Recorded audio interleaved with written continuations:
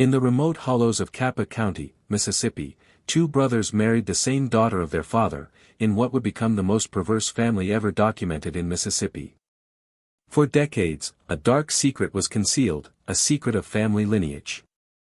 It was in 1884 when Ezekiel Blackwood, a timber baron who had acquired vast tracts of pine forest in central Mississippi following the Civil War, built his imposing homestead deep in the woods, miles from the nearest town of Crystal Springs.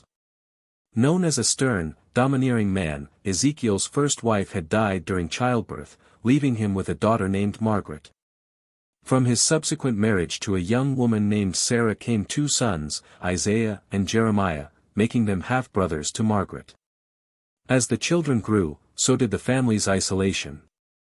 Distrustful of outsiders and obsessed with keeping his timber fortune within the family, Ezekiel began to formulate a disturbing plan. When Margaret turned 16 in 1893, her father had already decided her fate.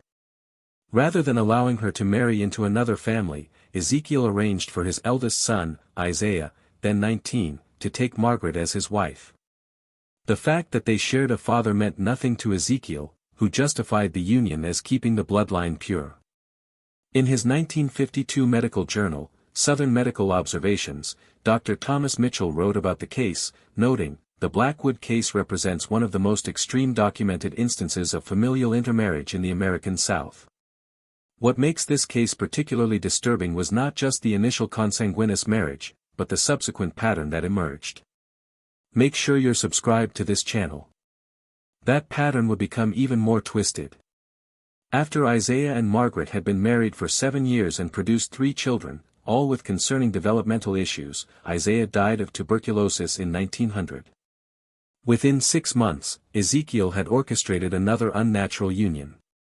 Margaret was married to her other half-brother, Jeremiah. The isolation of the Blackwood property, nearly 15 miles from town down dirt logging roads, meant few outsiders ever witnessed the family dynamics. Those who did encounter them noted something seemed not quite right with the children. But in the remote countryside of turn-of-the-century Mississippi, unusual family arrangements often went unquestioned. The true nature of the family's relationships might have remained hidden forever if not for a young doctor who visited the property in 1937 to treat an outbreak of influenza. What he discovered was 3 generations of a family ravaged by the genetic consequences of repeated consanguinity. Make sure you're subscribed to this channel to learn the shocking secrets of America's most disturbed families. The genetic devastation you'll witness in the next chapter will forever change how you see the importance of genetic diversity. This young doctor who stumbled upon the Blackwood family's secret was Dr. James Whitfield, a physician who had recently completed his training in New Orleans and returned to Mississippi to establish a rural practice. Responding to reports of an influenza outbreak in the remote areas of Kappa County in 1937, he found himself on the Blackwood property, where time seemed to have stood still since the previous century. By this time, both Ezekiel and Jeremiah had passed away, but Margaret was still alive at 60 years old, presiding over what Dr. Whitfield would later describe as a living laboratory of genetic deterioration. The compound housed not just Margaret's children from both half-brothers, but also a third generation that displayed increasingly severe manifestations of genetic disorders. What I witnessed upon entering the main house defies conventional medical description, Dr. Whitfield wrote in his private journals, which were only discovered and published by the Mississippi Historical Society in 1978. The family tree drawn out before me represented not a tree, but rather a tangled vine, with branches weaving back into themselves in ways that nature never intended. Between her 2 half-brothers, Margaret had borne a total of 8 children, 3 with Isaiah and 5 with Jeremiah. Of these 8, 3 had died in infancy due to severe congenital abnormalities. The surviving 5 displayed a range of conditions: facial asymmetry, polydactyly, extra fingers, severe intellectual disabilities, and in 2 cases, completely malformed jaws that made normal speech impossible. But it was the third generation that truly revealed the catastrophic impact of the family's consanguinity. The children of the first generation had themselves intermarried in various combinations, producing offspring with even more pronounced abnormalities. Dr. Whitfield documented 17 third-generation Blackwoods living on the property with conditions ranging from blindness and deafness to skeletal deformities so severe that some could barely walk. One young boy of approximately 12 years had a head circumference nearly twice normal size, yet displayed such profound cognitive impairment that he could not recognize his own name. Whitfield noted another child appeared to have skin that lacked normal pigmentation, making her extraordinarily sensitive to sunlight. Most disturbing was the pattern of facial abnormalities that appeared with increasing severity in each successive generation: sunken eye sockets, malformed ears, and dental structures so irregular that basic nutrition was compromised. Make sure you're subscribed to this channel. By 1937, the Blackwood property had fallen into disrepair. The once profitable timber business had collapsed after Jeremiah's death in 1921, and the family subsisted through a combination of hunting, a small vegetable garden, and occasional charity from a distant church congregation that was unaware of the family's true nature. What made the Blackwood case particularly notable to medical researchers was the clear progression of genetic deterioration across 3 generations, providing a stark illustration of what geneticists would later call inbreeding depression, the reduced biological fitness that comes from breeding between close genetic relatives. Recognizing the scientific significance of his discovery, Dr. Whitfield began to document the family thoroughly, creating detailed medical records and even taking photographs, though these were later destroyed at the family's request.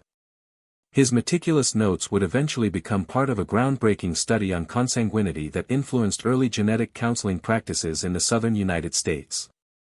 The most tragic aspect was that the initial decision made by Ezekiel for financial and controlling reasons had created a legacy of suffering that continued long after his death. The isolated nature of the family compound meant that even as the genetic problems became increasingly severe, there was little intervention from outside society. By 1940, word of the unusual Blackwood family had spread beyond Dr. Whitfield's medical circles and reached county authorities. Public health officials, concerned about the welfare of the youngest generation, began making regular visits to the property. What they found was a microcosm of genetic isolation unlike anything documented in Mississippi's history. Margaret, now in her 60s, had become the matriarch of this troubled dynasty.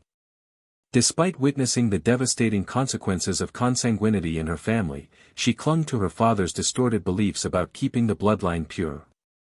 According to interviews conducted by social workers, she still maintained that her father had been right to arrange her marriages to both half-brothers, seeing the family's genetic devastation not as a consequence of inbreeding, but rather as God's mysterious ways.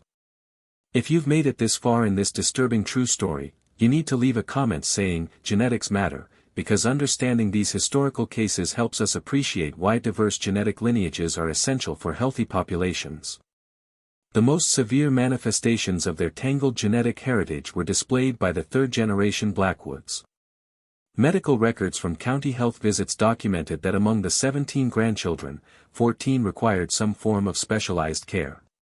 The conditions included 4 children with severe intellectual disabilities, unable to perform even basic self-care, 6 with significant skeletal deformities, including spinal curvatures so extreme that 2 were bedridden, 3 with complete or partial blindness, and 5 with seizure disorders that proved largely untreatable with medicines available in the 1940s. Nearly all displayed distinctive facial features that marked them as related: unusually close-set eyes, malformed ears, and protruding foreheads. Perhaps most poignant was the case of twins born to one of Margaret and Isaiah's daughters, who had married her half-cousin, the son of Margaret and Jeremiah. Born in 1939, the twins had such severe physical abnormalities that the attending midwife initially thought they might not survive.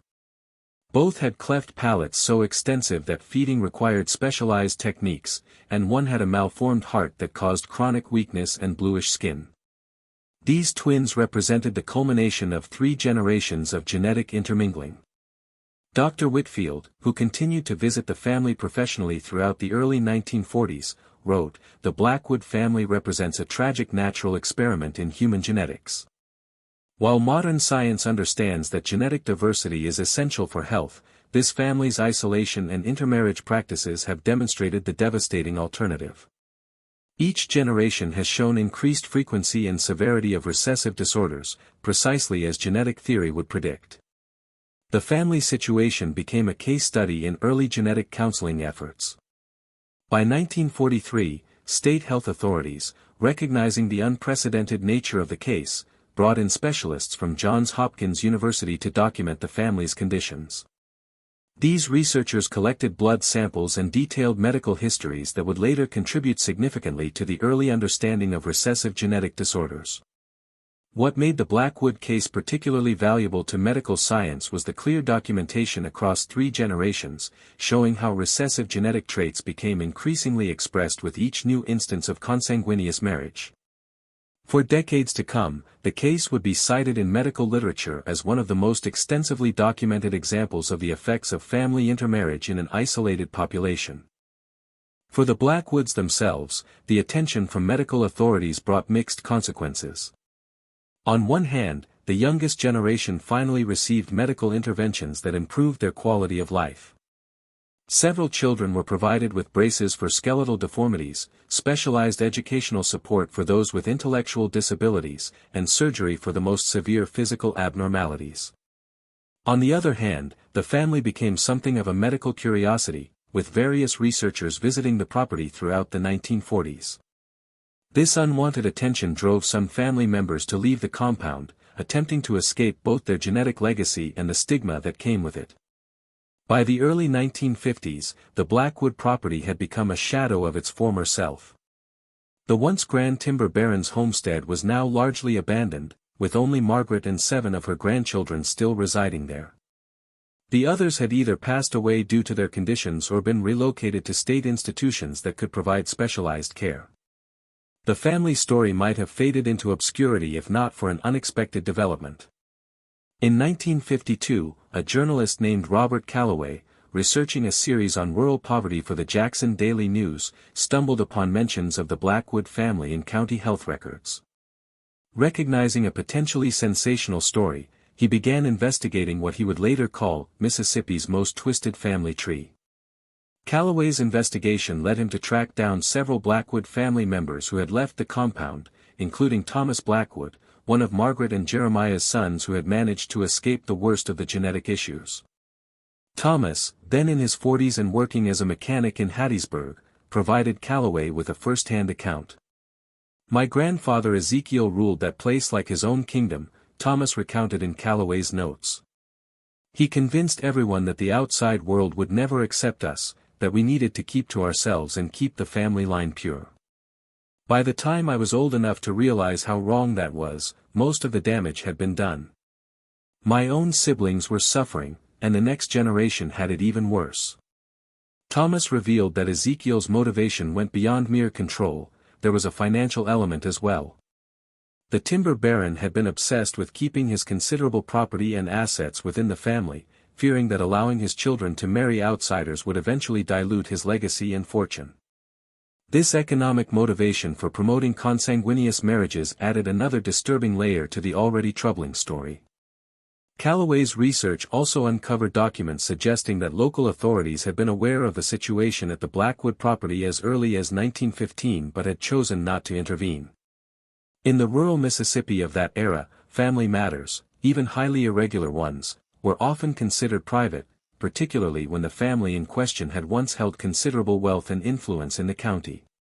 Medical experts consulted by Calloway explained how the Blackwood family represented an extreme example of what happens when recessive genetic traits are concentrated through intermarriage. Dr. Harold Jennings, a geneticist at Tulane University who reviewed the case files, stated, "What we see in the Blackwood lineage is a textbook manifestation of genetic inbreeding depression. The first generation of consanguineous marriages introduced a heightened risk for recessive disorders, but it was the subsequent intermarriages that truly unleashed genetic devastation.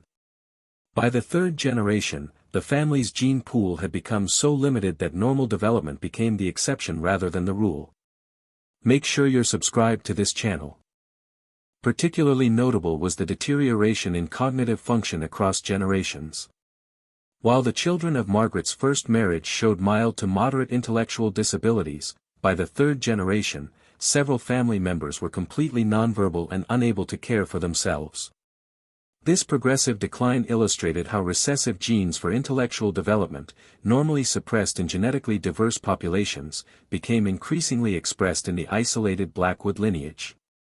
Calloway's investigation also revealed the social dimension of the family's tragedy. As news of the unusual family arrangements leaked into surrounding communities over the decades, the Blackwoods became social pariahs. Children who might otherwise have been able to integrate into local society were ostracized, further reinforcing the family's isolation and perpetuating the cycle of intermarriage. Margaret, who passed away in 1954 at the age of 77, never acknowledged any wrongdoing in the family's practices. In her final interview with county health workers, she maintained that the family's genetic issues were simply bad luck rather than the predictable consequence of generations of consanguinity. This denial represented a tragic example of how deeply entrenched beliefs could persist even in the face of overwhelming evidence to the contrary. The final chapter of the Blackwood family saga played out through the 1950s and 1960s as state authorities finally took decisive action. In 1955, following Margaret's death, the remaining family members living on the property were evaluated by a team of doctors, social workers, and psychologists to determine appropriate placements for each. The assessment revealed the full extent of the genetic devastation wrought by 3 generations of consanguinity. Of the 7 grandchildren still living on the property, 5 required institutional care due to the severity of their physical and intellectual disabilities. The Blackwood property, once a sprawling testament to Ezekiel's timber fortune, was sold by the state to cover the costs of caring for these family members. Dr. Whitfield, who had first discovered the family in 1937 and continued to advocate for their medical care, published a comprehensive study in the Journal of Medical Genetics in 1958 titled Genetic Consequences of Sustained Familial Consanguinity, The Blackwood Case. This landmark paper detailed the progression of genetic disorders through the family's generations and became required reading in medical schools throughout the South. The study documented how the coefficient of inbreeding, a mathematical measure of genetic relatedness, increased dramatically with each generation. By the 3rd generation, this coefficient had reached levels comparable to those seen in the most isolated communities ever studied globally.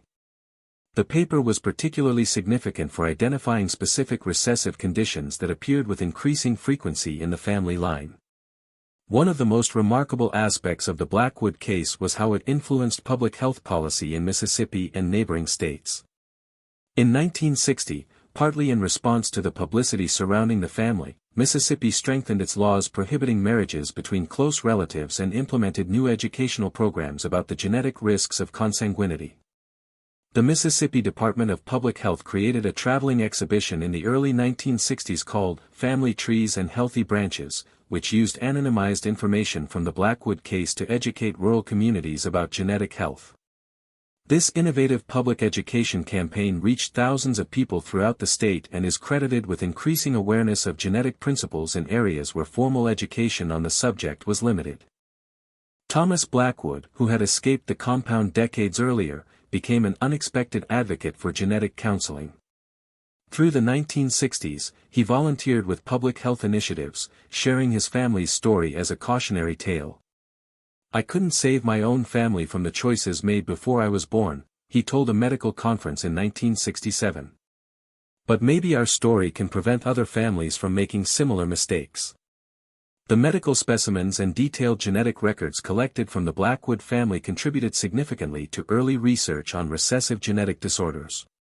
Blood samples preserved from family members were still being used in genetic research into the 1970s, helping scientists identify specific genes responsible for several of the conditions that had plagued the family.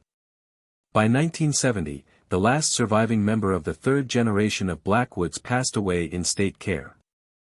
The family name might have been forgotten if not for its permanent place in medical literature as one of the most thoroughly documented cases of familial genetic deterioration in American history. The former Blackwood property in Copiah County eventually became part of a state forest preserve. Today, few visitors to the peaceful pine woods would guess that the area once housed a family whose tangled genetic legacy would inform medical understanding of consanguinity for generations to come. If you've made it to the end of this disturbing true story, make sure to subscribe to our channel for more historical investigations into America's darkest family secrets. Hit the like button if you learned something new about genetic health, and share this video with anyone interested in understanding why genetic diversity matters. Leave a comment saying, "I watched until the end," so I can know who really appreciates these deep historical investigations. Thank you for watching this tragic but important story from America's hidden past. The scientific legacy of the Blackwood case continues to this day. Modern genetic researchers still reference the family's history when explaining the importance of genetic diversity and the potential consequences of its absence. What began as one man's misguided attempt to preserve wealth and control through arranging marriages between his children became a defining case study in genetic medicine, a stark reminder that the laws of heredity cannot be circumvented without profound consequences.